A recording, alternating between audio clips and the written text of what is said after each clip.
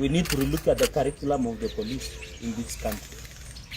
They have better ways of restraining a mob or even unarmed civilians like what happened in Angata, Barrikoi. It was unfortunate that the police used live bullets that end up killing innocent Kenyans who are just protesting as per the law, who are just wanted to be heard. It is very unfortunate that in this case of land dispute, lives had to be lost. And yet there are other mechanisms that can be done to ensure that justice is achieved. We expected the police, instead of using live bullets, to use even rubber bullets, to use water cannons, to use tear gas. But the police used the last resort of using a live bullet as if the people they were shooting were animals. And then the police should tell us whether there is a shoot to kill order, so that Kenyans are aware. If they shoot to kill order, then we should be told. Because what happened yesterday is a senseless killings. It was responsible, it was reckless. This we are just telling you, this was acts of criminality and massacre in modern day Kenya. And therefore, I don't think independent policing oversight authority, this is more than professional misconduct of the police. I expect that the IPOA would be Director of Criminal Investigation to immediately, and Special Crimes Unit will especially swung into action and arrest the concerned police officers, so that justice can be received or can be achieved by all Kenyans. And therefore I want to appeal to ensure that justice will be done to these Kenyans. They should be arrested. By the way, the police who shot, see, these are government bullets, these are government guns. The police who had guns and bullets that were fired are known. By now, these police officers should have been arrested by now. They should be in jail. They should be waiting for the prosecution as we go into the future. So while I appeal to the great people of Angata, Barrikoi to remain calm, to remain peaceful, as the necessary agencies continue, we must see action from the investigative agencies. And in fact, I want to appeal. I have not seen the Office of Director of Public Prosecution, because as an independent office, they should have ordered or direct investigations as by the Constitution, so that we can know the root cause of why Kenyans were being killed innocently and thousands and dozens were being injured over the issue of land in Angata, Barrikoi. Number two, I want to appeal to National Land Commission. There is a chapter on land and environment. We must be told with no uncertain terms, why is it that the National Land Commission, the Ministry of Lands, the county government of NAROK, and the community leaders should have been part and parcel of resolving these disputes? Because how can people work, the surveyors just work to land without involving the public, without involving the necessary agencies? And one of the role of National Land Commission is addressing historical land injustices around the country as per the Constitution. And that is why Article 60 envisages the work of National Land Commission. I want to challenge National Land Commission, because we are tired looking or accounting for debts that relate to land disputes in the country. We want the National Land Commission, the county governments of this country, the Ministry of Land, to give us the catalogue of land disputes across the country, and give us the land that have land historical injustices across the country. So how to resolve? There are also the lands that have been gazetted that belong to the public, so that we are tired of doing cases, of resolving conflict and deaths that are related and injuries that are related to land disputes across the country. So National Land Commission must be put on notice. I want also to challenge the judiciary through the Environment, Land and Environment Court to ensure that in any case they must come out and ensure that on this aspect of Angata, Barrikoi and many other across the country, they must tell us what is the status of land historical injustices. Even here in Nandi and across the country, we have similar cases that should and must be addressed by National Land Commission.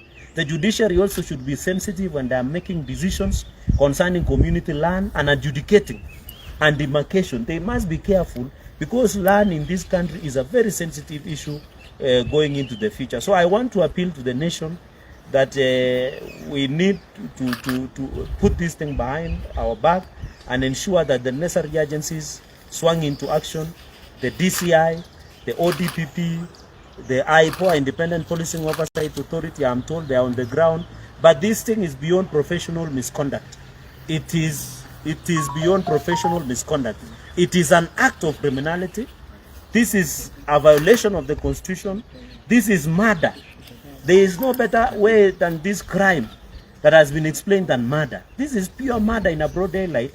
And I hope when the prosecutions will begin prosecuting these trigger-happy police officers, they must charge them with murder. We will not allow them to charge them through manslaughter. And as an advocate of the High Court of Kenya, I am willing to do the watch brief of the victims of Angata Barrikoi issue. I am ready to do the watch brief so that it becomes, we get justice for these people. We want justice for the people who have lost their fathers, their sons, their daughters. And I want to ask ODPP, if they don't move with speed and open investigations, the Constitution allows us to do what we call private prosecutions of these individuals. That is what the Constitution, if they don't, this is an act of criminality, they must ensure. And then finally, I want to, because the situation in the country, the crime rates are very high at the moment. You saw Cherargei Valley, Kainuk.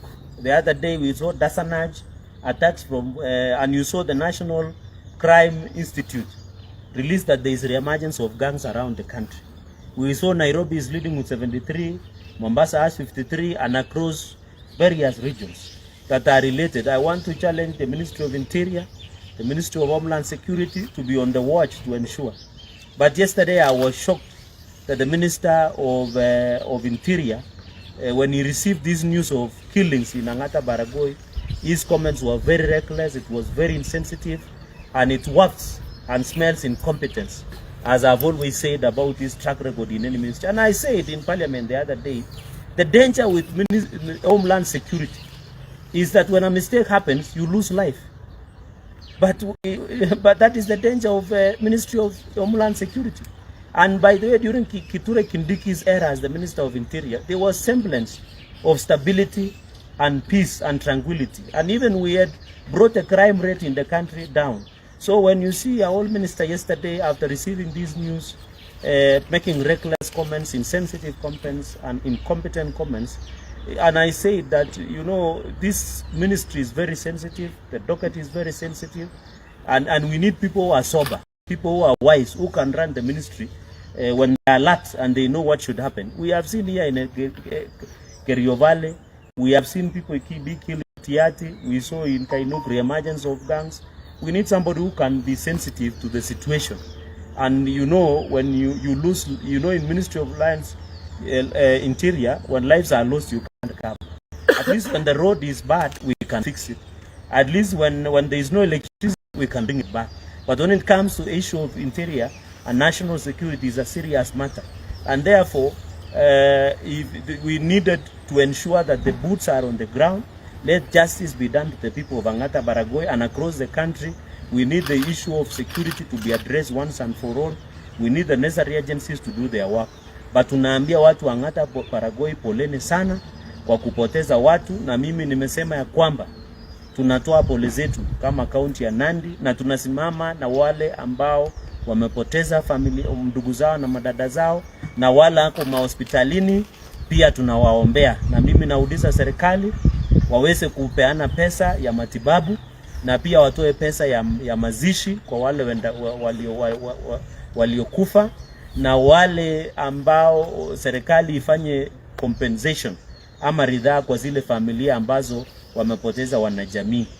Nataka niseme polisi wote si wabaya, ni polisi wachache. Nataka niwaambie polisi, wakati unapata order kufanya criminality ama uhalifu, jua siku ile utasimama mbele ya sheria itakuwa peke yako. Your boss will not be there. I want to warn the Kenyan police. The moment you participate in commission of a criminality, even if it is an order from your post to commit criminality or violate the law, know that when you will be at the docket, ukifika mbele ya sheria utakuwa peke yako. So nataka niulize maafisa wetu wa polisi, saa ile unapewa amri na hiyo amri haiambatani na sheria, siku ile utashikwa ni wewe peke yako. Na pia nataka niulize idara ya ujasusi ya NIS. By the time hao watu maafisa wa survey walienda ground, hawa NIS walikuwa wanafanya nini wasijue kulikuwa na hali ya mshike ndio wasizuia hao watu waende katika mashirika? Hiyo ndio tuna maswali wa Kenya wanauliza.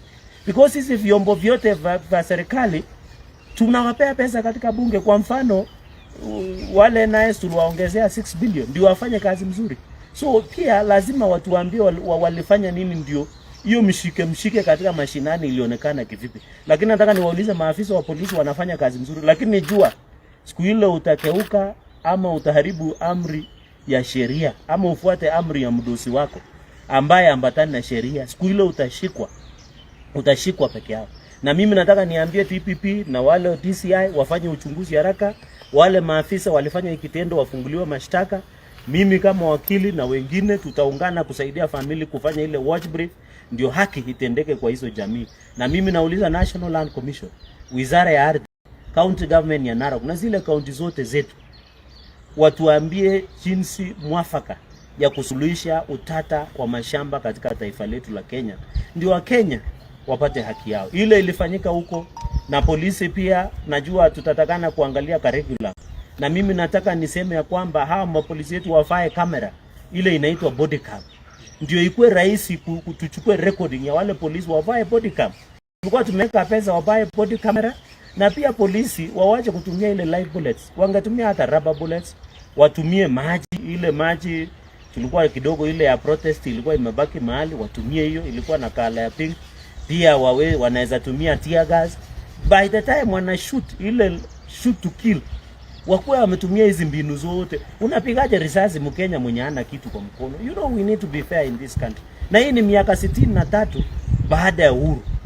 Na ndio maana hata jana wakati niliona waziri wa ndani baada ya kusema pole na kusema wizara yake itachukua hatua, anaongea kimadharau na ili watu wamekufa.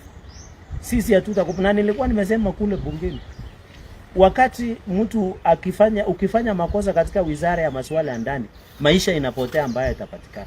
Ile vitu zingine tunaweza rudisha, lakini maisha ikichapotea hatuwezi. Tutake pia mtu akuwe na madharau, aongee vibaya kuhusu wale watu wamekufa.